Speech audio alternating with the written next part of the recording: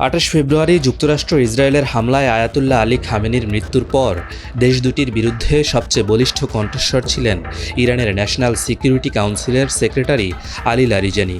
তবে তার জীবন প্রদীপও নিভিয়ে দিয়েছে জায়নিস্টরা। লারিজানিকে হত্যার পর নতুন নেতৃত্বে আনা হয়েছে সামরিক ও কৌশলগতভাবে অভিজ্ঞ মোহাম্মদ বাঘের জোলঘাদরকে।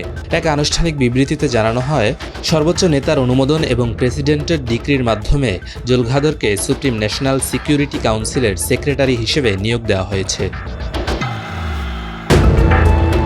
এই কাউন্সিল ইরানের নিরাপত্তা ও পররাষ্ট্র নীতির কেন্দ্রীয় সিদ্ধান্ত গ্রহণকারী সংস্থা হওয়ায় পদটি অত্যন্ত গুরুত্বপূর্ণ বলে বিবেচিত। 1954 সালে ফার্স প্রদেশের ফাসা শহরে জন্ম নেওয়া জোলঘাদর কৈশোর থেকেই ধর্মীয় ও রাজনৈতিক কর্মকাণ্ডে সক্রিয় ছিলেন।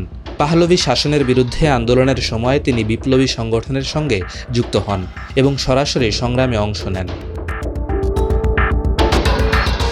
ইসলামী বিপ্লবের আগে তিনি মানসুরুন নামে পরিচিত একটি সংগঠনের সদস্য ছিলেন। এ সময়ে তার মধ্যে সামরিক নেতৃত্ব ও সাংগঠনিক দক্ষতার বিকাশ ঘটে, যা পরবর্তীতে রাষ্ট্রীয় পর্যায়ে গুরুত্বপূর্ণ ভূমিকা রাখে।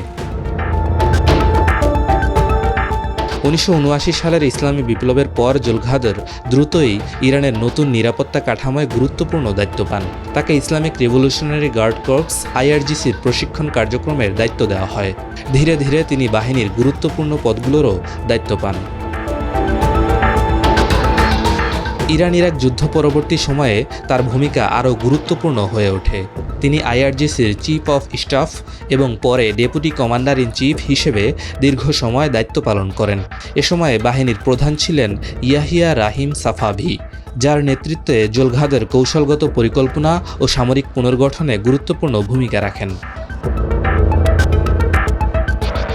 জোলঘাদরের আরেকটি তাৎপর্যপূর্ণ অবদান হল IRGCর রমজান সদর দপ্তর প্রতিষ্ঠায় তার সংশ্লিষ্টতা। এই ইউনিট মূলত দেশের বাইরে কার্যক্রম পরিচালনার জন্য গড়ে তোলা হয়, যা পরবর্তীতে কুদস ফোর্স গঠনের ভিত্তি হিসেবে কাজ করে।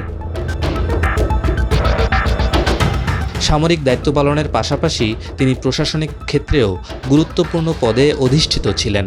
স্বরাষ্ট্র মন্ত্রণালয়ের নিরাপত্তা ও আইনশৃঙ্খলা বিষয়ক উপদেষ্টা, ভারপ্রাপ্ত স্বরাষ্ট্রমন্ত্রী, বিচার বিভাগের কৌশলগত উপপ্রধান এবং এক্সপেডিয়েন্সি ডিজার্নমেন্ট কাউন্সিলের সচিব হিসেবে দায়িত্ব পালন করে তিনি রাষ্ট্রের নীতি নির্ধারণী পর্যায়ে নিজের অবস্থান সুদৃঢ় করেন। স্ট্র্যাটেজিক ম্যানেজমেন্টে PhD ডিগ্রিধারী জোলঘাদর কেবল একজন সামরিক কমান্ডারই নন, বরং তিনি একজন কৌশলগত চিন্তাবিদ হিসেবেও পরিচিত।